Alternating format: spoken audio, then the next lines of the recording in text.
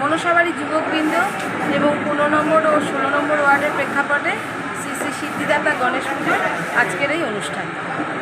কী কী হচ্ছে এখানে check up? আজকে আমাদের তৃতীয় দিন চলছে।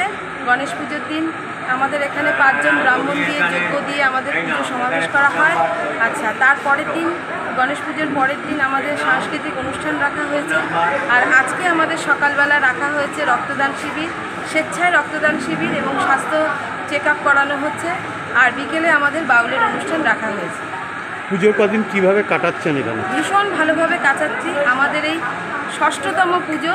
আমরা এই মনসাবাড়ি অঞ্চলের যে সমস্ত এলাকাবাসী অধিবাসী বৃন্দ আছি, আমরা ভাবতেও পারিনি এবছরে আমরা এত আনন্দ উপভোগ করব। একটা অনুষ্ঠানে 5 দিন ব্যাপী অনুষ্ঠান করা, মানুষকে নিয়ে জনসমাবেশ তৈরি করা, আমরা প্রত্যেকে ভীষণ খুশি।